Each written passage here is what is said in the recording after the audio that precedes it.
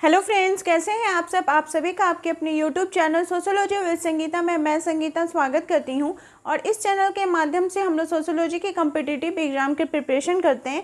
आपको इस चैनल में डेली 2 क्लासेस मिलती हैं, जिसमें कि मॉर्निंग के 8 बजे की क्लास में हम लोग कवर करें बीपीएससी 4.0 सोशियोलॉजी के सिलेबस को, और रात के 8 बजे हम लोग कवर कर रहे हैं झारखंड लेडीज सुपरवाइजर और झारखंड सीडीपीओ के सिलेबस को। और वैसे स्टूडेंट्स जो पेड ग्रुप से जुड़ना चाहते हैं, नोट्स को अपने सिलेबस अकॉर्डिंग परचेस करना चाहते हैं, तो आपके एग्ज़ाम का कंप्लीट नोट्स जो है वो आपको पीडीएफ फॉर्मेट में आपके व्हाट्सएप में प्रोवाइड किया जाएगा। नोट्स लेने के लिए जो कॉन्टैक्ट नंबर दिया हुआ है, आप उसमें कॉन्टैक्ट करके नोट्स को परचेस कर सकते हैं। आज का जो हमारा टॉपिक है वो है यूनिट 17 का शिक्षा व्यवस्था। तो आप देखिएगा कि शिक्षा व्यवस्था जो आपका टॉपिक दिया गया है, इसमें अनुसूचित जाति, अनुसूचित जनजाति, पिछड़े वर्ग के लोग, महिलाओं, तो इन सब से रिलेटेड उनकी समस्याओं के बारे में भी आपको पढ़ने के लिए बोला गया है। साथ ही साथ झारखंड में जो विभिन्न शिक्षण संस्थाएँ हैं, उनमें कौन कौन सी विसंगतियाँ हैं, इन सभी को देखना है। फिर नई शिक्षा नीति के संदर्भ में पढ़ना है। तो इसका जो कंप्लीट नोट्स है मैंने आपको प्रोवाइड कर दिया होगा, जो भी स्टूडेंट्स पेड ग्रुप से जुड़े हुए हैं। और आज हम लोग देखते हैं इसके इम्पोर्टेंट्स एमसीक्यू। तो चलिए क्लास को स्टार्ट करते हैं। क्लास अगर आपको हेल्पफुल लगे तो जरूर इसे लाइक करिए, और मेरे चैनल पर नए हो तो प्लीज़ सब्सक्राइब करना ना भूलें। तो देखिए, यहाँ पे आपका टॉपिक दिया गया अनुसूचित जाति जनजाति तथा उनकी समस्याओं के संदर्भ में। तो चलिए हम लोग एक एक करके क्वेश्चंस को कवर करते हैं। सबसे पहला क्वेश्चन पूछा जा रहा है कि अनुसूचित जाति यानी शेड्यूल कास्ट जो है, ये शब्द का प्रयोग सबसे पहले आपको कहाँ देखने को मिला है।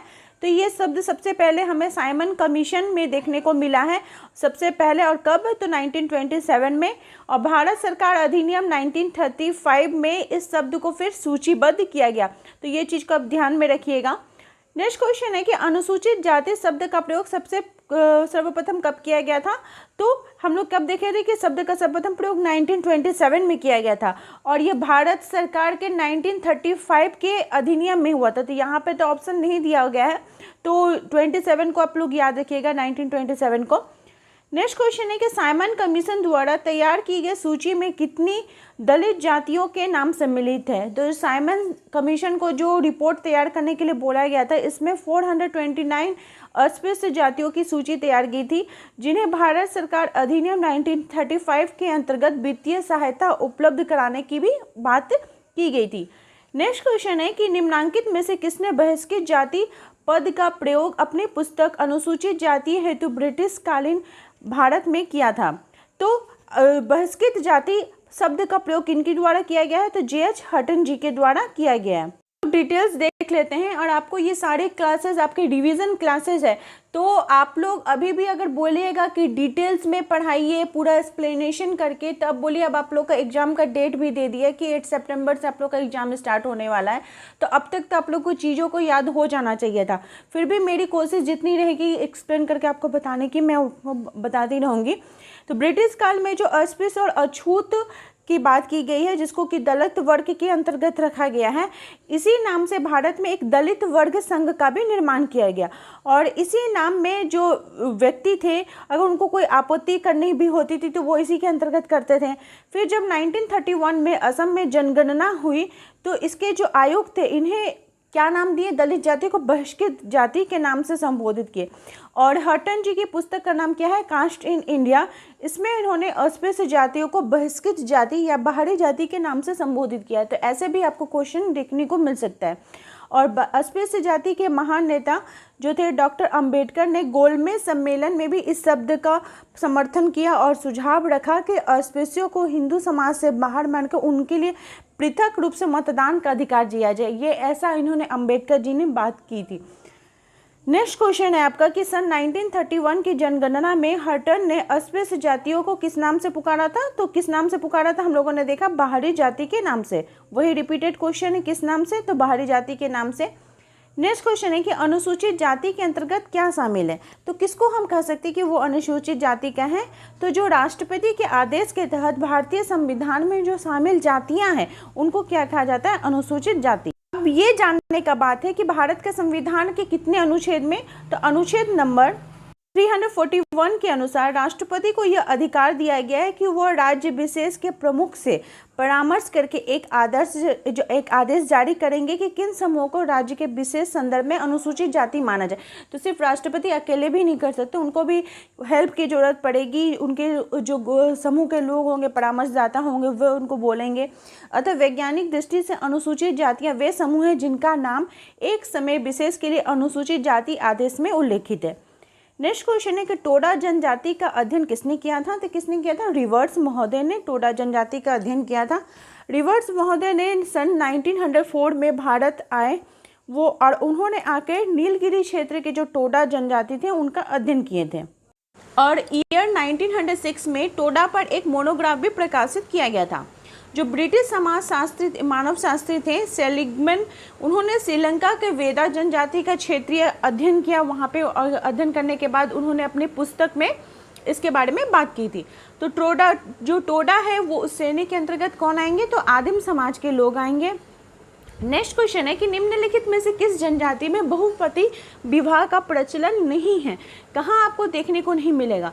तो जो गोंड जनजाति है वहाँ पे देखने को नहीं मिलता है, लेकिन बाकी जो भारत की अन्य जनजातियाँ हैं जैसे टोडा हो गया, कोटा, खस, केरल का टियान, कोट, नीलगिरी पहाड़ी का टोडा, उसके बाद दक्षिण भारत का नायड़, मालाबार, ये सभी जो जनजातियाँ हैं ये सब में देखने को मिलेगा, लेकिन आपका जो गोंड इसमें देखने को नहीं मिलेगा। तो अगर आपसे क्वेश्चन पूछता है कि नायड़ कौन है, तो नायड़ कौन हो जाएंगे? एक जनजाति हो जाएंगे।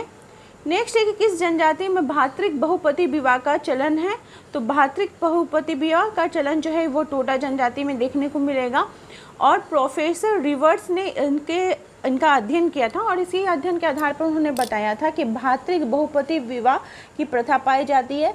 और यहाँ तक कि यदि किसी पुरुष का विवाह के बाद उसके किसी भाई का जन्म हो तो तब इतने छोटे भाई का भी उसी स्त्री का पति मान लिया जाता है, ऐसा भी बोला गया है। और इस जनजाति में पितृत्व का निर्धारण सांस्कृतिक रूप से होता है और पत्नी के गर्भवती होने पर अगर कोई भाई जो है वो पूर्ण सूत पीमी संस्कार पूरा करता है और इस संस्कार के अंतर्गत वो पत्नी का वो अगर धनुष और बाण दे देता है तो वो बच्चे का पिता वो घोषणा कर देता है, स्व घोषणा कर देता है। ऐसा खस जनजाति में भी होता है, मतलब उसमें क्योंकि बहु भातृक विवाह हो रहा है, एक ही परिवार के बहुत सारे भाइयों के साथ विवाह हो रहा है, तो जो धनुष और बाण गर्भवती महिला को देता है वही पिता कहलाता है। नेक्स्ट है कि सेवा विवाह का प्रचलन निम्न में से किस जनजाति में पाया जाता है? तो बिरहोर जनजाति में पाया जाता है। इसमें सेवा विवाह में क्या होता है, जो युवक होता है जो युवती से विवाह करना चाहता है वो उस कन्या के घर में जाकर उसको कुछ कन्या मूल्य चुकाना पड़ता है और कन्या मूल्य अगर कोई नहीं चुका पाता है तो वो क्या करता है, सेवा करता है, वहाँ पे जाकर सबका सेवा करेगा। तो इस हिसाब से फिर उसको मतलब शादी के लिए मान लिया जाता है कि हाँ उसकी पुत्री का विवाह जो है अपने बेटा के साथ वो मतलब उस लड़के के साथ दिया जाएगा। नेक्स्ट है कि विश्व के किसी महाद्वीप में बधू मूल्य का ज़्यादा प्रचलन है। तो बधू मूल्य कहाँ देखने को मिलता है? तो अफ्रीका में। जो दक्षिण अफ्रीका की धोंगा और बांटू जनजातियां हैं वहाँ पे बधू मूल्य देने की प्रथा है जिसको कि क्या बोला जाता है, लाबोला कहा जाता है। और ये विवाह से संबंधित ये प्रथा अनेक लोगों को एक दूसरे के संयुक्त करती है। और लाबोला जो क्या है वो वहाँ के दक्षिण अफ्रीका में देखने को हमें मिलता है, जिसमें वधू को कुछ गिफ्ट दिया जाता है, कुछ सहयोग राशि दी जाती है। नेक्स्ट है कि गोल गधेरो नामक लोक नृत्य निम्न में से किस जनजाति से संबंधित है? तो गोल गधेरो जो है ये भील जनजाति से संबंधित है। जनजातीय समाज में शारीरिक शक्ति का महत्व बहुत अधिक होता है, ठीक है। तो जो विवाह करने वाले युवक होते हैं वो अपने शक्ति का, अपने साहस का प्रदर्शन करते हैं, जिसको कि परीक्षण विवाह या परीक्षा विवाह कहा जाता है, ठीक है। और परीक्षा विवाह स्पष्ट रूप से गुजरात के भीलों में हमें देखने को मिलती हैं।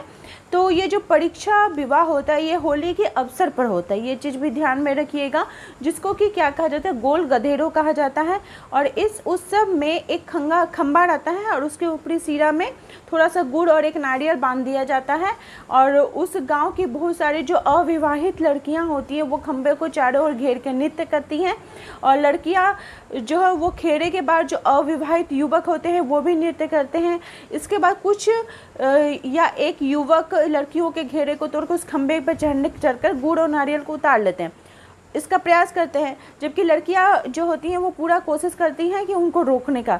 और यदि अगर युवक जो होता है वो अगर सफल हो जाता है उस नारियल को, गुड़ को उतारने में, तो वो घेरे में से किसी भी लड़की के साथ वो विवाह करने का अधिकारी हो जाता है। और जो थारू जनजाति होती है उसमें अनादर विवाह तथा नागा में हरण विवाह भी पाया जाता है। और असम की कुकी जनजाति में परिवीक्षा विवाह भी हमें देखने को मिलता है। अन्य कुछ इंपॉर्टेंट फैक्ट्स देख लेते हैं। जैसे मुड़िया और गोंड जनजाति में प्रत्येक गांव में सीमा पर एक युवा गृह होता है जिसको गोटल बोला जाता है। वहां गांव के सभी अविवाहित लड़के और लड़कियां रात में निवास करते हैं। भेटिया जनजाति के युवा गृह को रंगभंग कहा जाता है। उराव जनजाति में खट्टा के त्यौहार पर सभी स्त्रियां पुरुषों को मतलब उनमें स्वतंत्र, ये जो युवा गृह है ये यौन संबंधों का अवसर देने का ही एक स्थान रहता है, बोल सकते हैं। तो नेक्स्ट क्वेश्चन है कि गोल गधेरो किस जनजाति से संबंधित है? तो ये भील जनजाति से संबंधित है। क्वेश्चन नंबर आपका 18 पूछा जा रहा है कि भारत में कुछ जनजातियों में किसी लड़की से विवाह करने के पूर्व लड़के द्वारा अपना शक्ति का जो प्रदर्शन किया जाता है उसको क्या बोला जाता है? तो उसको परीक्षण विवाह बोला जाता है। परीक्षण विवाह या फिर परीक्षा विवाह बोला जाता है। नेक्स्ट है कि युवा गृह का मुख्य उद्देश्य क्या होता है? तो उनका जो मुख्य उद्देश्य होता है वो उत्तरदायित्व का सहभागी होना है, लेकिन कुछ कुछ युवा गृह में जो है वो यौन शिक्षा भी वहाँ पे दी जाती है।